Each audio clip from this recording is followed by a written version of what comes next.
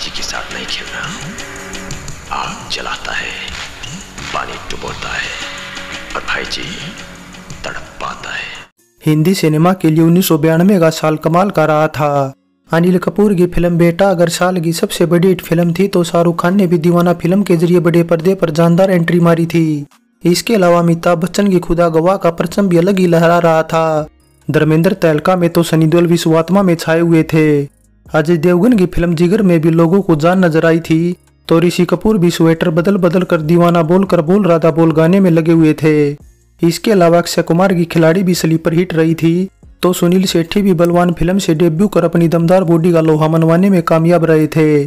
अब action adventure से भरी बलवान फिल्म रिलीज हुई थी 11 सितंबर 1992 को।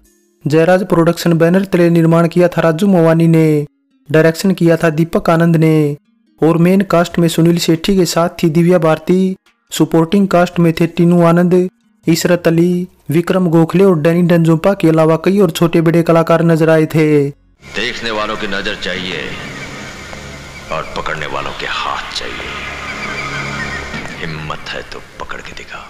महेश किशोर के संगीत तले गीत लिखे थे देव कोहली, अनवर सागर और गौहर कानपुरी ने, जिनके लिखे सभी वर्जन को मिलाकर 6 गीत रखे गए थे फिल्म में। अब विनस रिकॉर्ड्स एंड टेप्स के अंडर लॉन्च बलवान फिल्म की कितनी ऑडियो कैसेट बिकी थी ये जानकारी तो कहीं मेंशन नहीं कर रखी, लेकिन इतना जरूर है कि इसका गीत संगीत कुछ खास पसंद नहीं किया गया था।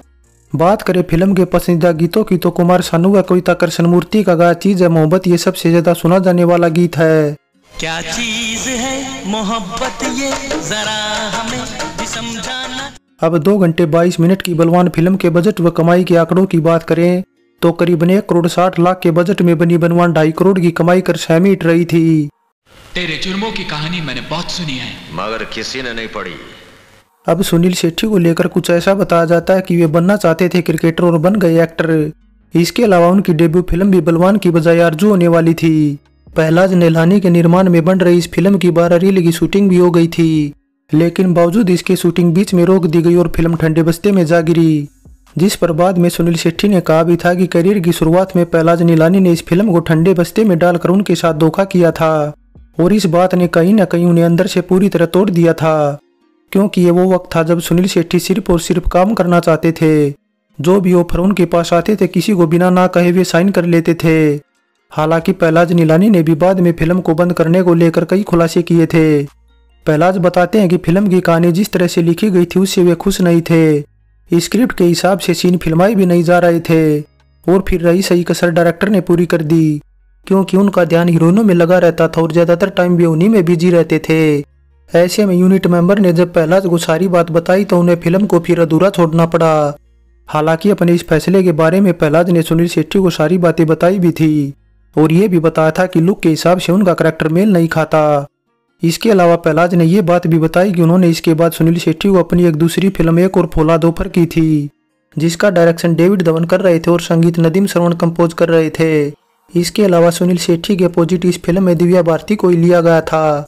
फिल्म का मुहूर्त शॉट भी ले लिया गया था, लेकिन बाद में यह फिल्म भी पूरी नहीं हो पाई, जिसके बाद 31 साल की उम्र में बलवान फिल्म से सुनील शेट्टी ने करियर की शुरुआत की तो डायलॉग डिलीवरी को लेकर उन्हें खूब आलोचनाओं का सामना करना पड़ा और यहाँ तक कि उन्हें यह भी ताना दिया गया कि उन्हें हीरो बनने का सपना छोड़कर पिता के होटल पर ध्यान देना चाहिए, जिसके बाद ये सब सुनकर शेट्टी बुरी तरह टूट गए थे। हालांकि बावजूद इसके उन्होंने हिम्मत नहीं हारी और जमकर मेहनत की और जब लोगों ने कहा कि उनकी आवाज भी हीरो जैसी नहीं है तो वे आवाज में भी बेस लाने के लिए सुबह 4 बजे उठकर फिल्मों की डबिंग करने लगे, जिससे उनकी आवाज भारी लगने लगी। वैसे मीडिया रिपोर्ट्स की माने तो ऐसा बताया जाता है कि बलवान फिल्म से पहले सुनील शेट्टी के दोस्त राइटर शब्बीर बॉक्सवाला ने उनकी सिफारिश डायरेक्टर राजीव राय से की थी और उन्हीं के कहने पर सुनील शेट्टी ने फोटोग्राफर जेपी सिंघाल के स्टूडियो जाकर फोटो शूट कराया था और एक पूरा का पूरा पोर्टफोलियो तैयार कराया था, क्योंकि दरअसल राजीव राय देखना चाहते थे कि सुनील शेट्टी कैमरे में कैसे लगेंगे। वैसे ऐसा बताया जाता है कि फोटोग्राफर जेपी सिंघाल के कहने पर सुनील शेट्टी ने जब पहली बार अपनी शर्ट उतार कर एक बॉडी बिल्डर की तरह जो पोज दिया उसे देखकर जेपी दंग रह गए थे। बस ऐसे में जेपी को शेट्टी की फोटो इतनी पसंद आई कि उन्होंने कुछ फोटो अपने स्टूडियो में भी लगा दी, जिन्हें देखकर बाद में एक दिन अनिल कपूर ने कमेंट पास कर दिया कि आजकल कोई भी लोकल रेसलर हीरो बन जाता है। बस ऐसे में ये बात किसी तरह सुनील शेट्टी तक पहुंच गई, जिसके बाद सुनील और अनिल कपूर एक पार्टी में टकरा गए। अब सुनील शेट्टी ने जब पूरी बात पूछी तो अनिल कपूर वहां से चुपचाप खिसक लिए। लेकिन इसके बाद सुनील शेट्टी का मन अब भी शांत नहीं हुआ, क्योंकि वे अनिल कपूर को सबक सिखाना चाहते थे। इसलिए मीडिया रिपोर्ट्स की माने तो 1994 में जब अनिल कपूर की फिल्म लाडला रिलीज हुई तो किसी तरह फ्लॉप होने की अफवाह उड़ गई, और अफवाह उड़ाने का दोषी अनिल कपूर दरअसल सुनील शेट्टी को ही ठहरा रहे थे, क्योंकि अनिल को लगता था कि सुनील शेट्टी ने अपने कुछ जर्नलिस्ट दोस्तों का सहारा लेकर ऐसा किया है। बस फिर होना हो, इसी वजह से 90 के दशक में दोनों ने किसी फिल्म में साथ काम नहीं किया। हालांकि जब दोनों के बीच दुश्मनी की बर्फ जब पिघल गई तब कहीं जाकर 2005 में चॉकलेट फिल्म में दोनों पहली बार साथ नजर आए। इसके अलावा कुछ ऐसा भी बताया जाता है कि बलवान फिल्म की रिलीज के बाद अभिनेता दीपक तिजोरी ने सुनील शेट्टी को छेड़ दिया था। अब दीपक तिजोरी ने दावा किया कि बलवान फिल्म में लीड हीरो पहले उन्हें साइन किया गया था, लेकिन सुनील शेट्टी ने पैसे खिलाकर किसी तरह उन्हें फिल्म से हटवा दिया। बस ऐसे में जब ये बात सुनील शेट्टी को पता चली तो उन्होंने चैलेंज करते हुए कहा कि अगर दीपक तिजोरी में दम है तो ये बात उनके सामने बोलकर दिखाएं। लेकिन अब दीपक तिजोरी सामने आना तो दूर, उनके साथ किसी फिल्म में काम करने की हिम्मत भी नहीं जुटा पाए। भाईजी को बंद किया तू, इन सलाखों के पीछे भाईजी को बंद किया और बहुत खुश हो रहा है तू। अब बलवान फिल्म निर्माता राजू मोवानी और डायरेक्टर दीपक आनंद के करियर की दूसरी फिल्म थी। राजू मोवानी ने 1989 में इलाका का निर्माण किया था, वहीं डायरेक्टर दीपक आनंद ने याद रखेगी दुनिया जैसी फिल्म बनाई थी।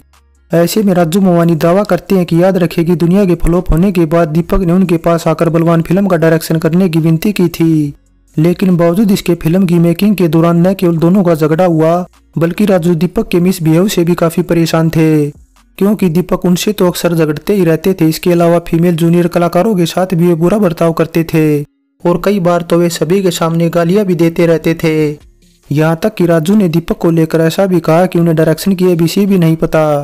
इसीलिए बलवान फिल्म का डायरेक्शन दीपक से करवाने का उन्हें काफी पछतावा हुआ था। जबकि वहीं दूसरी तरफ दीपक ने सभी आरोपों से इंकार करते हुए कहा कि राजू मोवानी ने उनके अकॉर्डिंग तो कभी शूटिंग करने ही नहीं दी। उनके माइंड में तो केवल और केवल रामगढ़ की शोले ही रहती थी और उसी तरह की वे बलवान फिल्म भी चाहते थे। वैसे निर्माता राजू मोवानी और डायरेक्टर दीपक आनंद ने बेशक इसके बाद साथ काम नहीं किया, लेकिन सुनील शेट्टी ने बारी बारी से दोनों के साथ एक एक फिल्म में काम किया था। अब राजू के साथ शेट्टी ने 1995 में आई सुरक्षा फिल्म में, तो दीपक आनंद की 1998 में यम से बढ़कर कौन में साथ काम किया था।